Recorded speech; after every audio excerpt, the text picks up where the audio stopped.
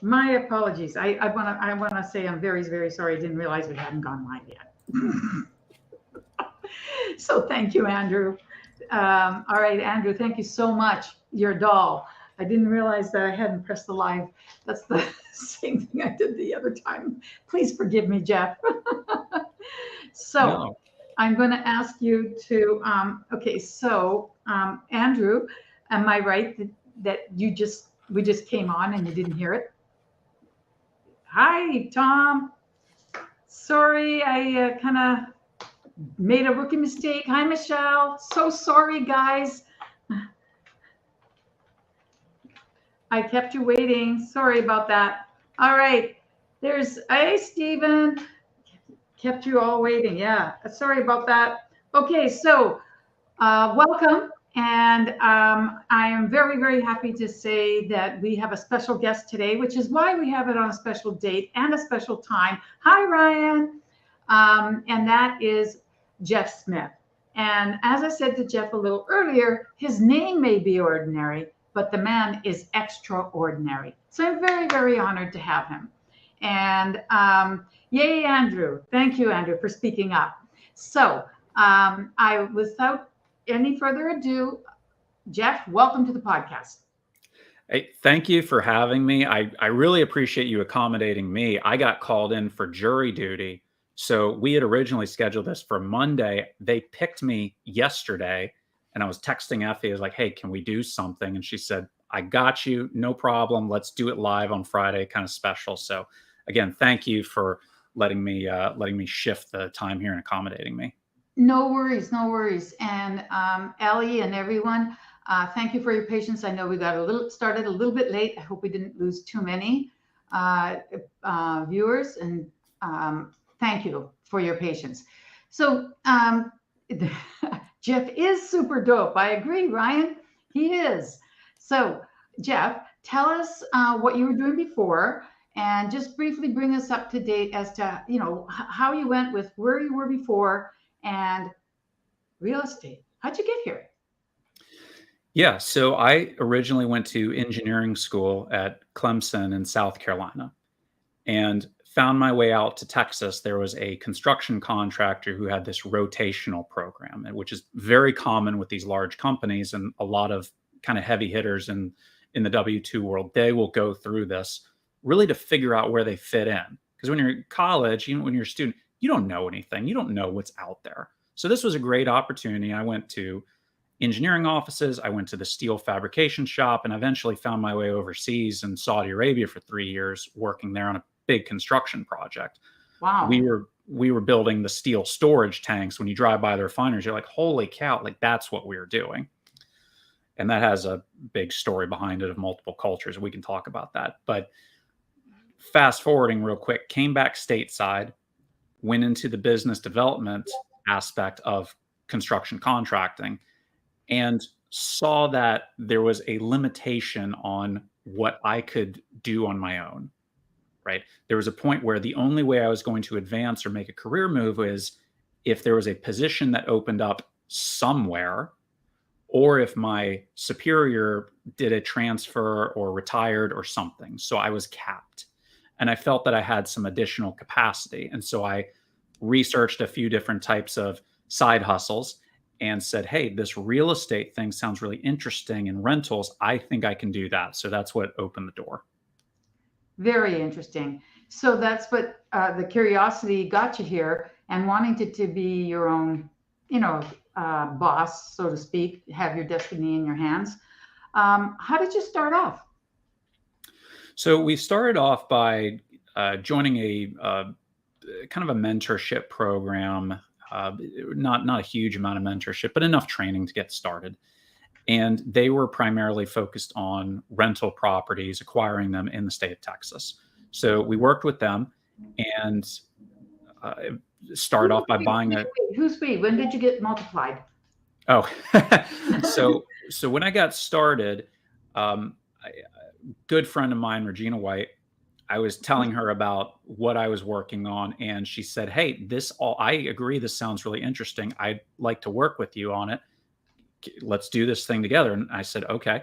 Yeah, absolutely. Like you have a financial background, can obviously plug into this well. So we teamed up and decided we were going to chase this thing down together and start off by buying a couple of fourplexes that were in a Section 8 community. The property manager was very good, so I felt good about that.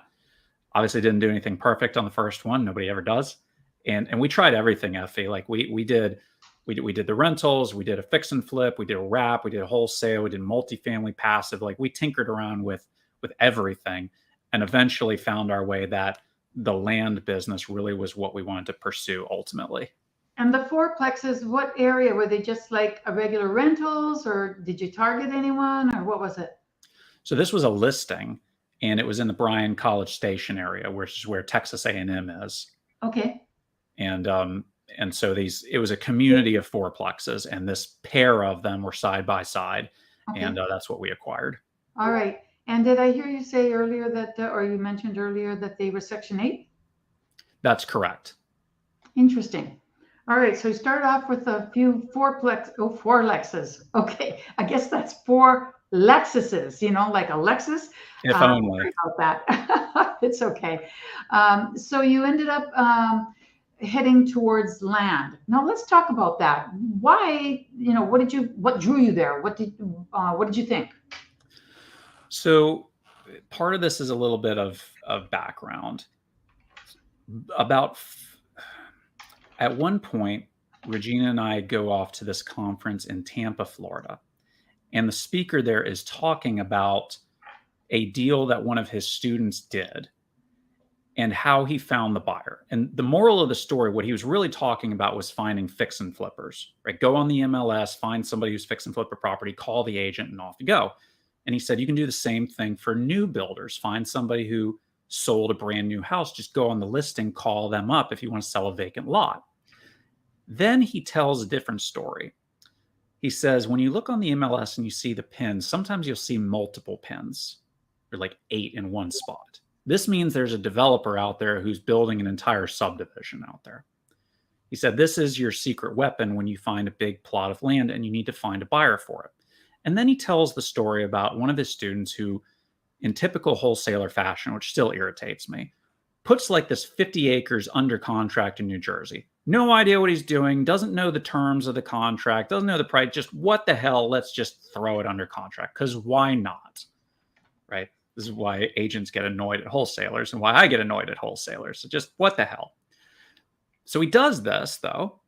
He goes on the MLS, and lo and behold, there's these pins of multiple houses that are being built nearby.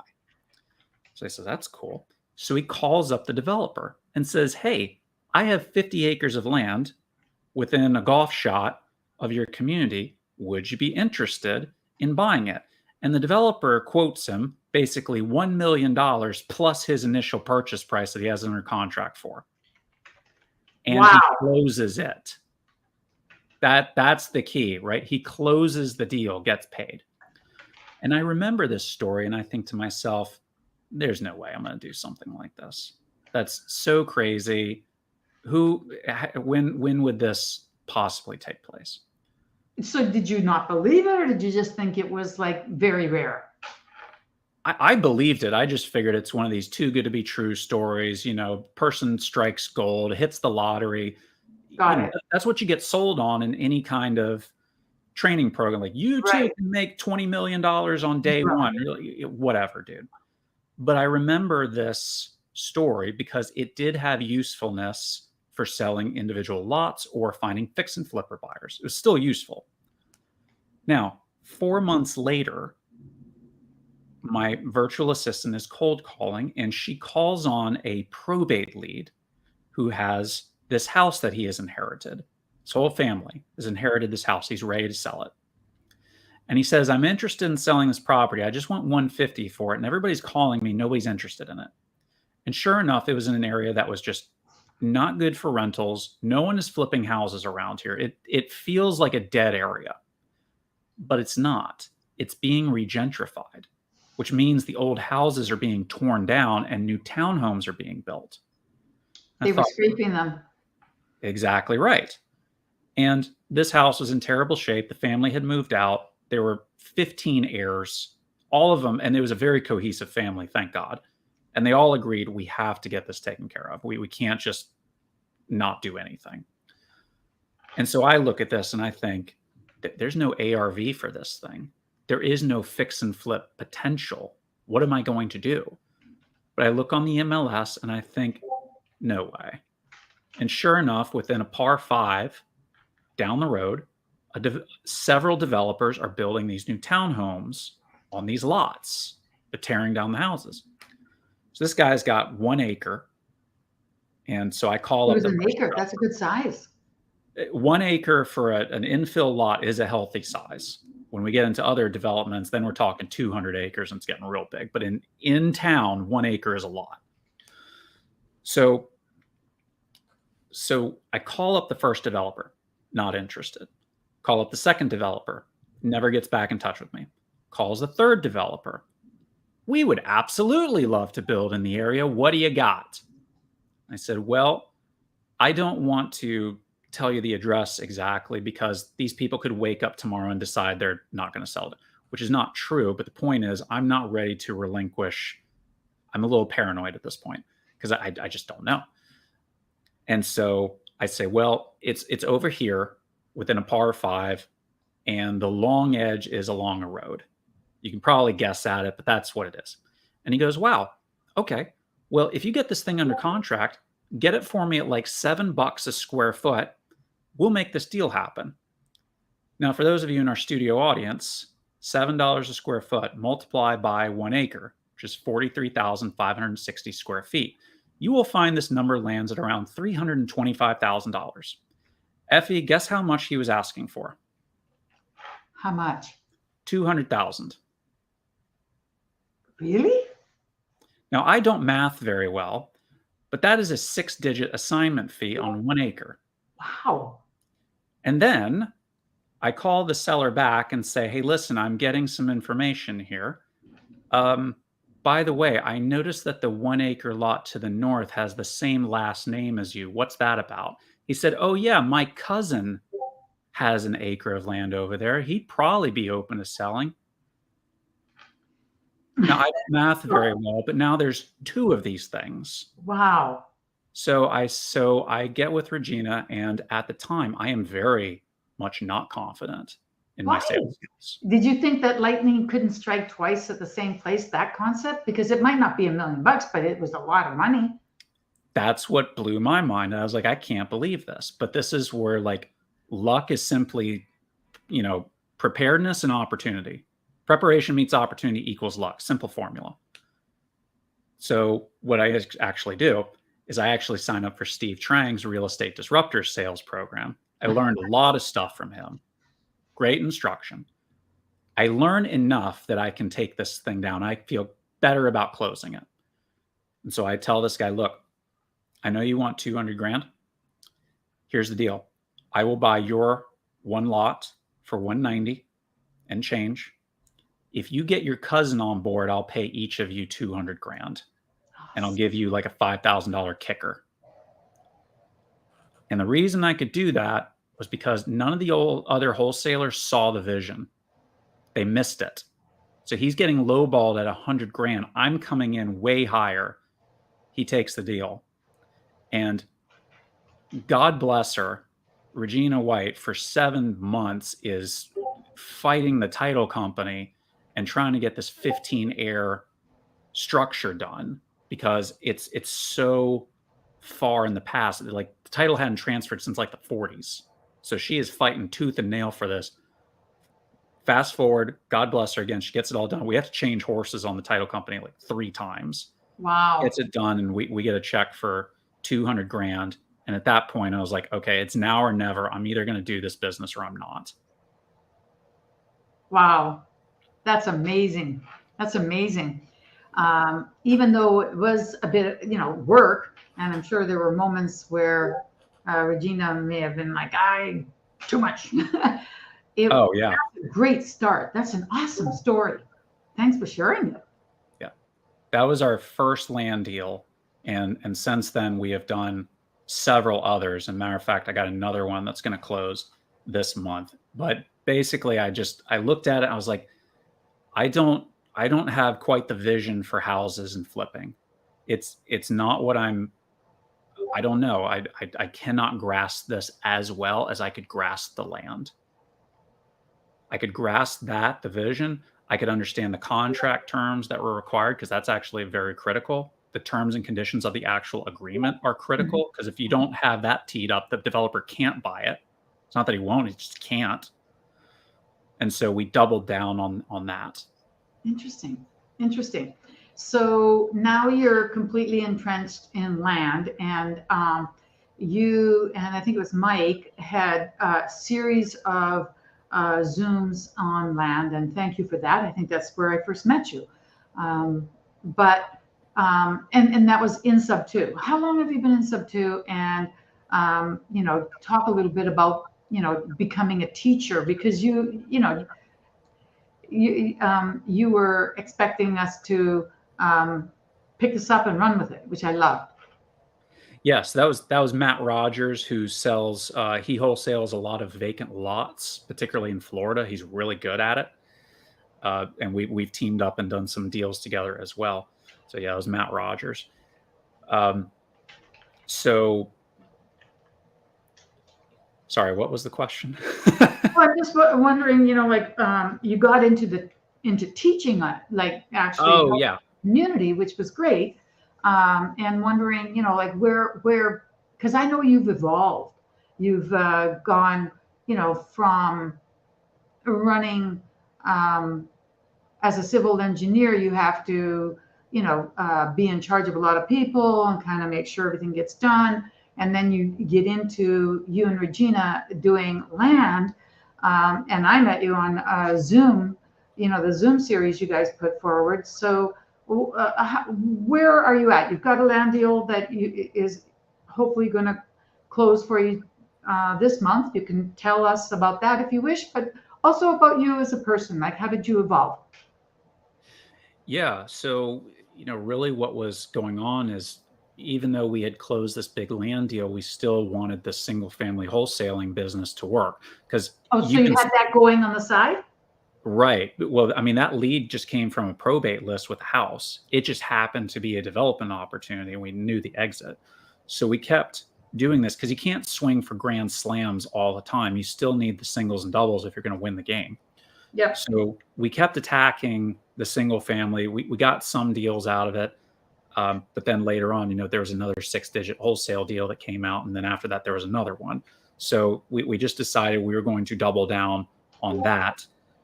And at that point, you know, in spite of being able to, you know, close down a $200,000 wholesale, I still needed better sales skills. I still was not confident. I knew I was missing something.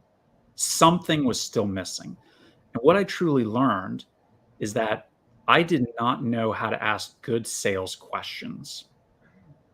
That was my problem. I did not understand how to do this. I didn't know how to explore motivation.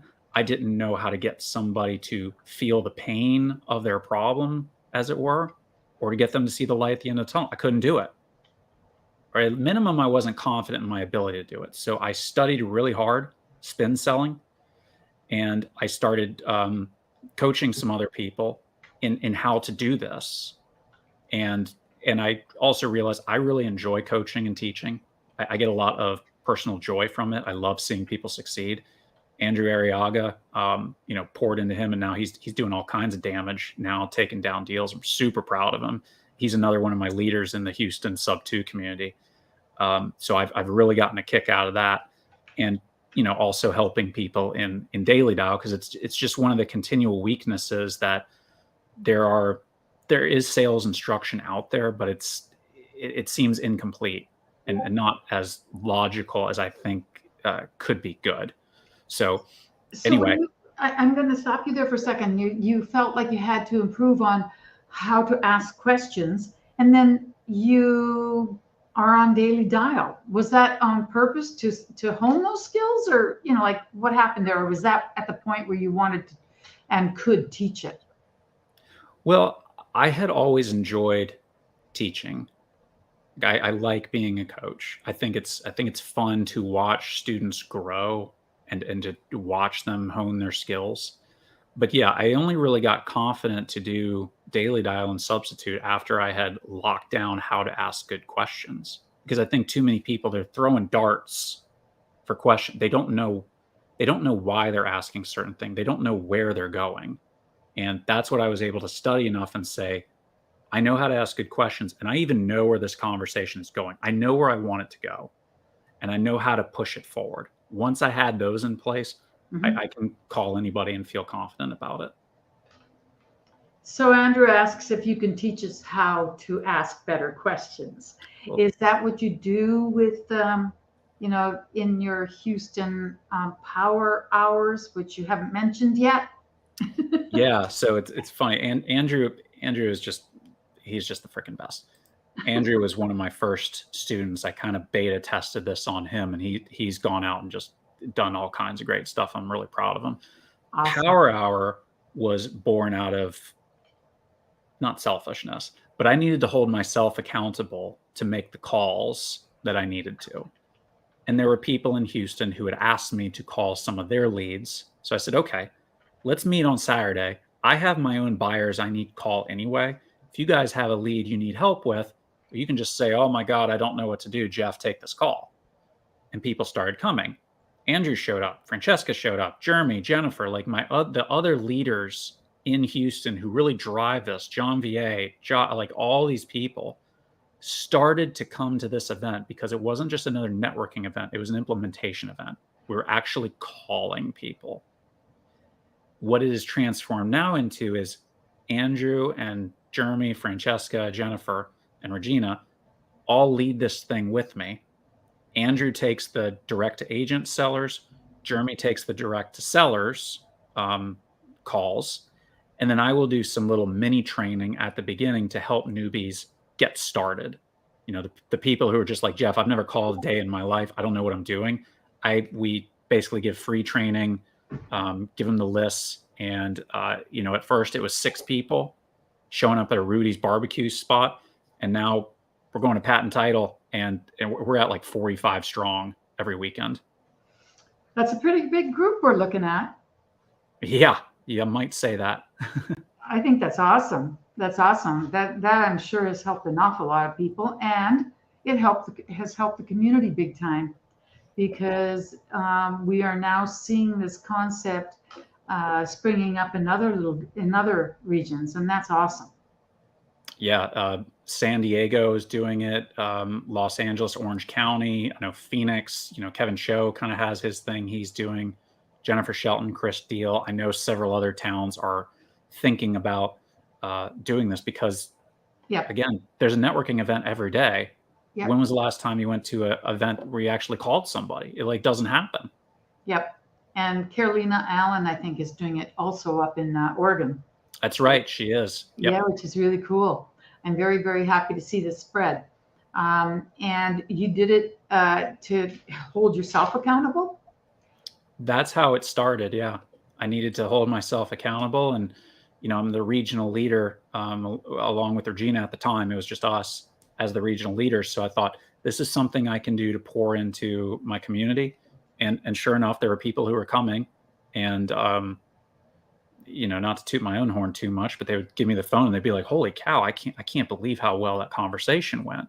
It's kind of like, oh gosh, what's his name? Brent Daniels. Like he did something like this early and he'd be like, there's no mystery here. Here's how it goes. And people were like, wow, Brent, like you're really good on the phone, and so he was doing more deals. So it didn't start with the intention of that. I just needed to make my own calls but that's what drew in people like Andrew and all the rest of the people I talked to, because that was where we started to have the community. It didn't start until that really happened.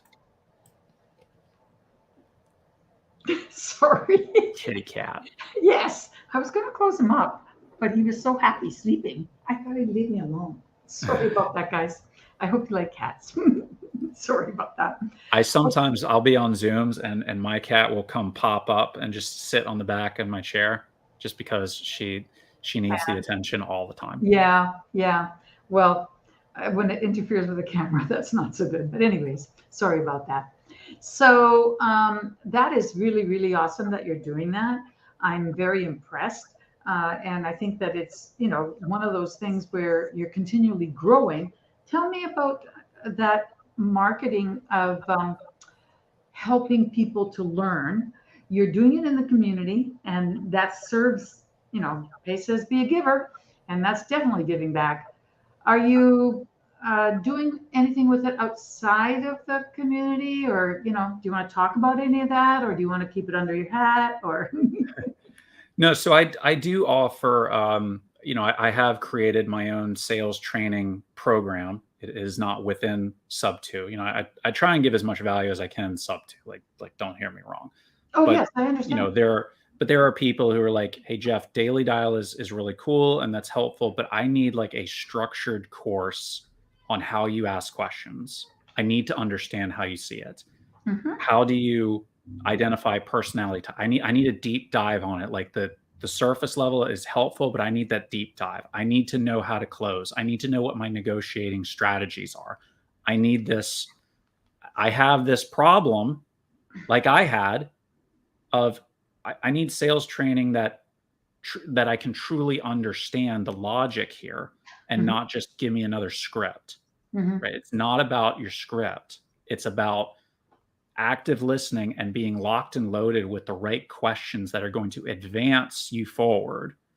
And so that's what I teach. And so I have, this video training course. It's self-guided, made it super affordable. So if you're interested in that, go on my Instagram, hit the link, you'll find it.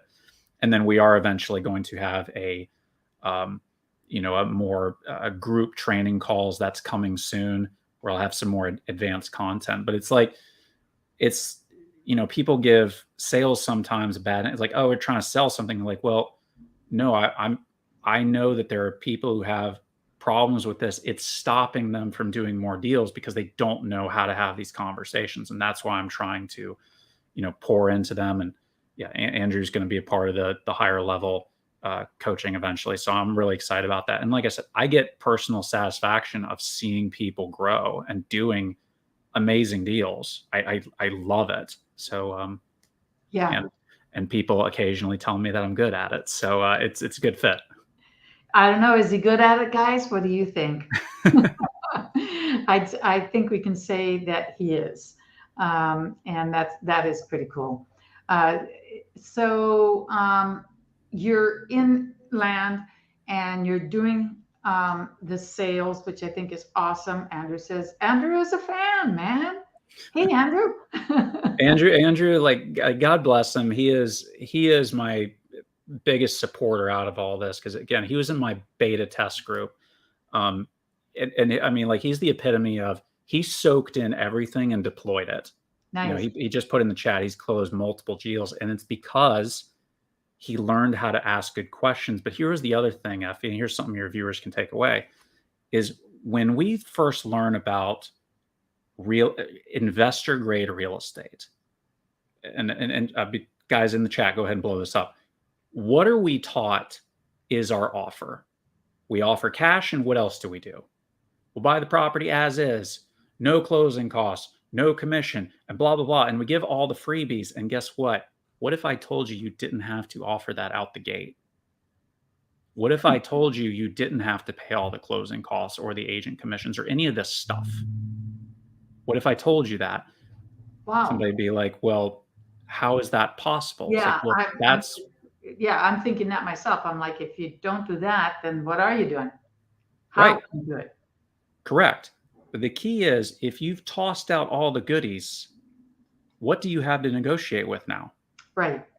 You have nothing left aside from what? Price. Mm-hmm. It's all you have. So Andrew, we were doing a deal the other day. Andrew went and took this thing down, which was a difficult one. But one of the things we talked about was, okay, he wants a price. Well, what else can we get out of it? Well, I want the yard cleaned up and I want the tenant out. Usually we'd say what? Well, we buy property as is and take tenants and all the things. Well, let's not give it away. Yeah. He says, I can't get the tenant out. Be like, I'll get the tenant out, but it's going to be a $2,000 discount. I have nothing else to work with. Right. Different people offer different things. So that's a good thing.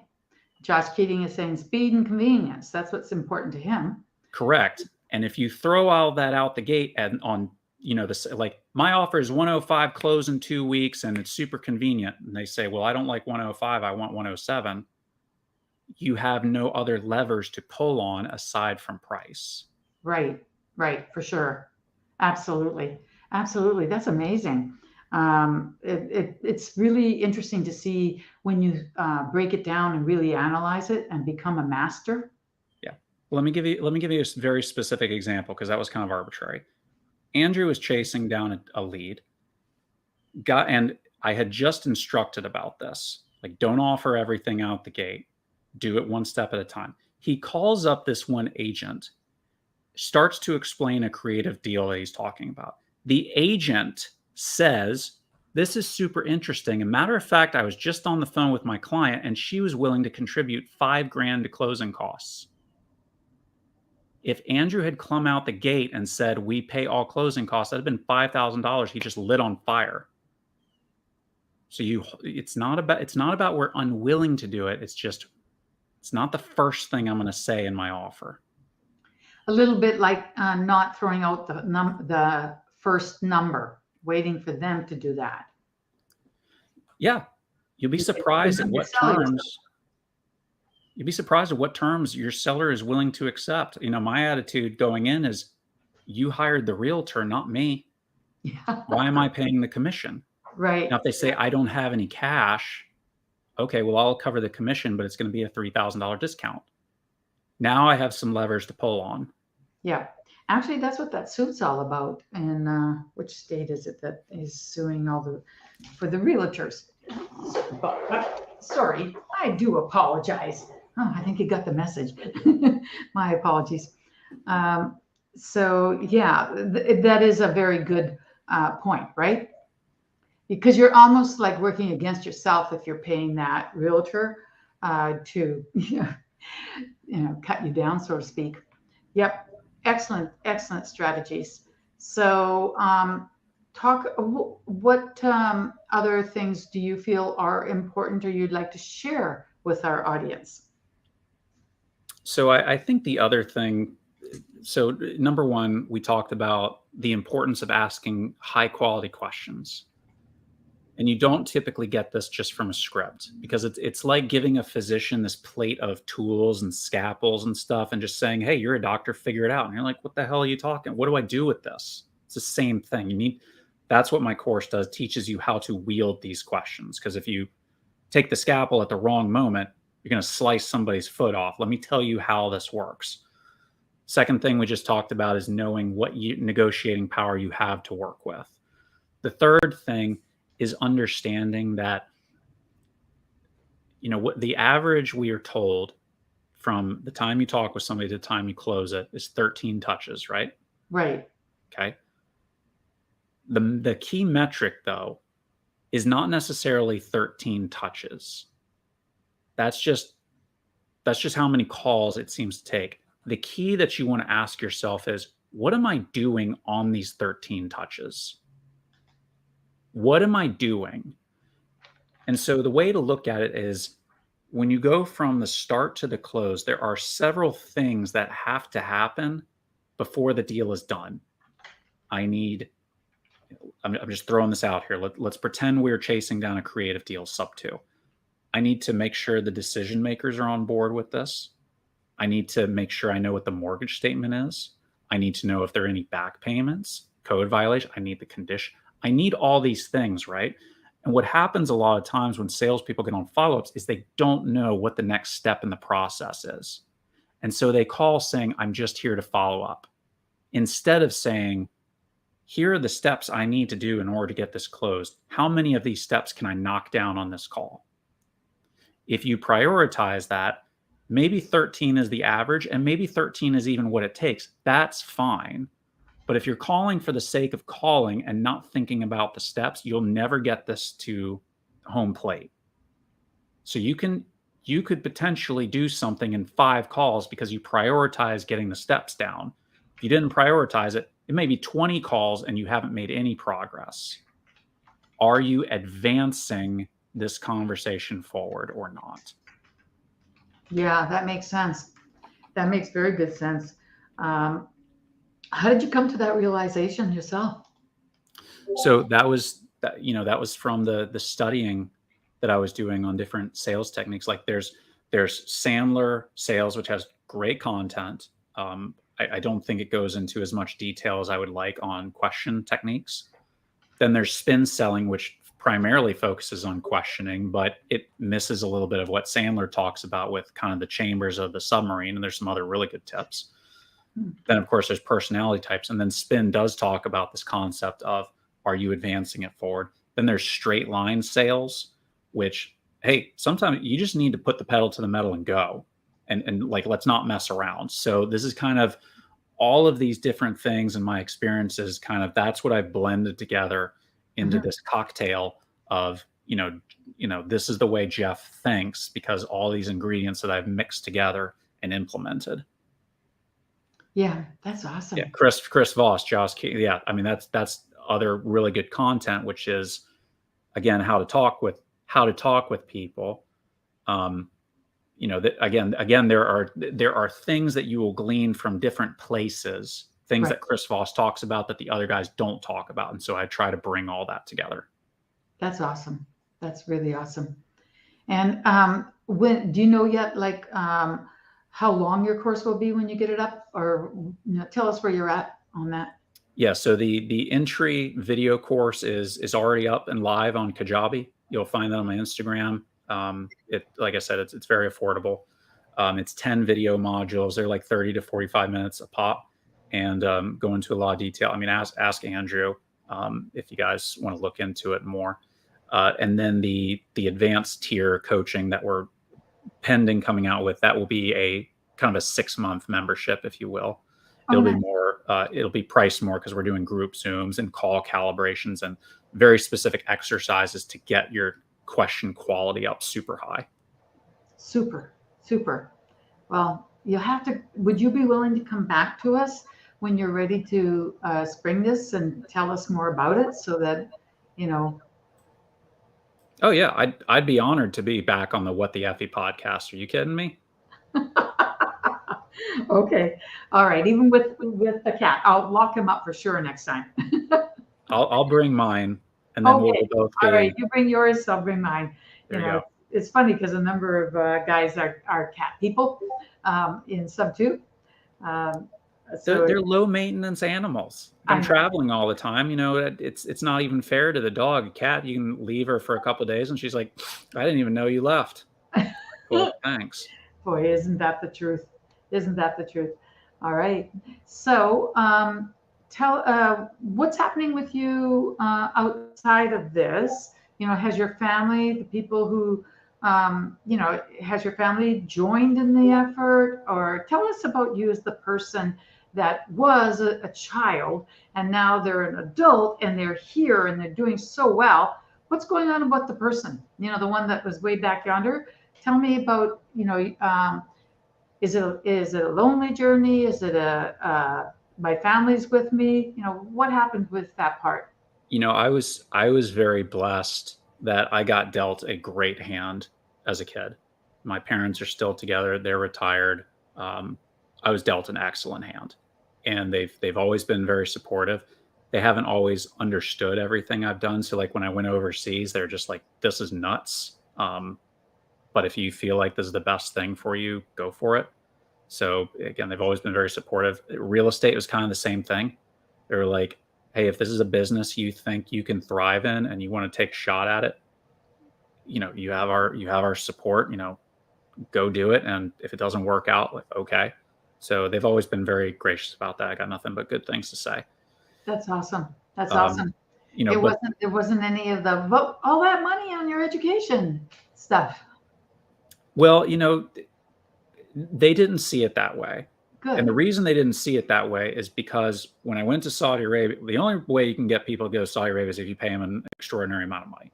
Right. So as far as they were concerned, you're like, you made well more than, anybody else we've heard of in engineering. So, okay. And, but That being said, when you're on the entrepreneurial roller coaster, it is not a stress-free environment. I was reading something the other day, an EOS book. It was like you plot out things in decades. You're going to have 2 years that are great. You're going to have 6 years that are fine. And you're going to have 2 years that are awful, that are going to just bury you into the ground. And so this is the risk reward roller coaster that you, as a business owner, you have to be okay riding on it. And I'm only human. Like, there are days where I'm just like, oh my God, like, are we going to be able to weather this storm? Like, this is bad. And other days where I'm like, I can't believe we just closed this amazing deal. I can't believe what we're doing in the coaching business. I can't believe what we're doing in the development side. So, and have I arrived, so to speak? No, there's still things that I want to do to build up my own business. And you just have to be braced and prepared for that. And, anybody who's watching, if you haven't started your own business, it's okay to go work for somebody else who is thriving. Make sure you even like the business first. It'd be terrible to get into it and realize you actually hate it. Yep. For sure. So tell me a little bit about the plans.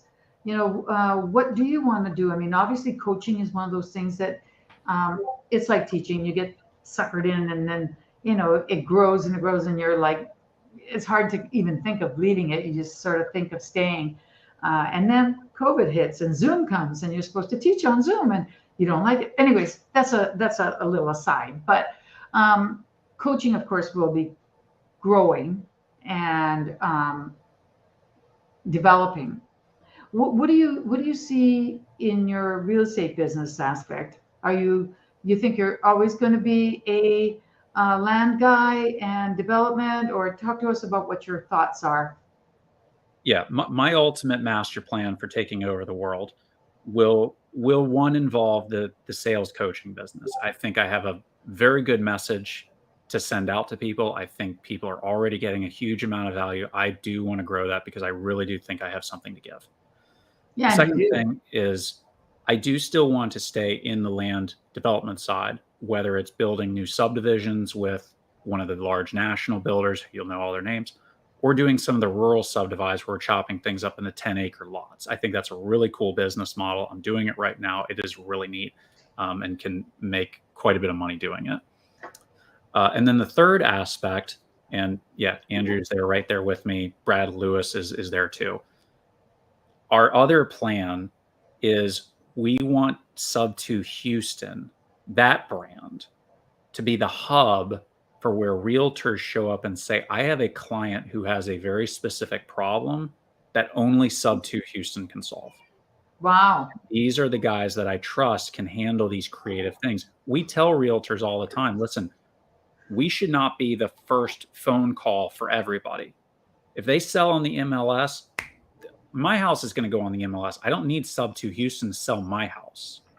It's the people who say the MLS cannot perform for me. I have a very specific problem that the MLS cannot solve.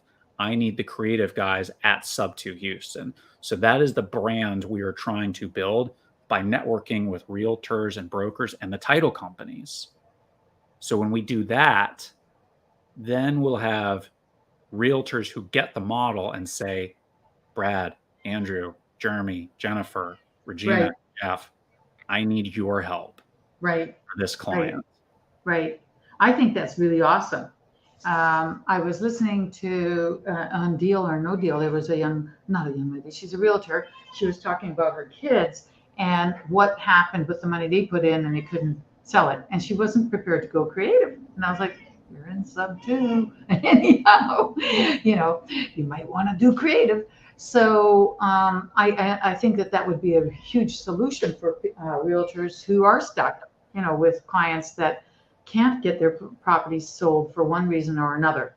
Don't just let it's sad that they let the listings go totally stale and die on the vine, instead of looking for solutions that we have and that we can do. And Zora. Right. And that's part of the thing I want to take. I want to see you on a Zoom, and I want my cat to take lessons from yours. We'll do it. Yeah. So I think that if you can achieve even a tenth of that, that is awesome. If we had a tenth of Houston, we would be completely overwhelmed. Like, it's such an extraordinarily large market. But with anybody in any town, we have this idea sometimes as real estate investors that realtors are the enemy. Like, oh my God, there's a realtor involved. This deal's about to go to hell. Instead of seeing realtors as potential allies, because here's the thing: a seller and an agent, what's the thing they have in common? They're humans. Some sellers are going to get it and say, yeah, this makes sense. I need to take an action. Some agents are going to say, yeah, my client needs help. I'm going to take an action. And then sometimes they say, this is all illegal. This is all a scam. Screw you. We're not doing any of this. Oh, wow. You're telling me they're human beings? Say it isn't so. But the more we get the message out there, the more that we establish the clout and reliability of Sub2 Houston, then the brokers and the realtors are going to say, you know what, maybe there is something to it over here. Let's go find out what they have to say. Awesome. Awesome. Well, I'm going to have to make a trip down there and see it in action. It's been we'd love to have you. Since many, many decades since I've been down there and to Dallas, but I love that idea. I love what you're doing. I'd like to thank everyone who has come, and you see Jeff's IG right there. Please, reach out to him. There you go. Reach out to him and go and check out that introductory sales offer that he has, the option. And let's see, what happens when he's ready to launch the next stage. I'd love to have him back and have him talk about it. So thank you, everyone. I'm going to say hasta la vista. Now, I haven't decided if I'm going to do a podcast on Monday or skip Monday yet, because Jeff was going to be on Monday. But I do want to say thank you to everyone. And, we will absolutely see you guys again. So just keep watching and I'll let you know. I'll post. Thank you, everyone.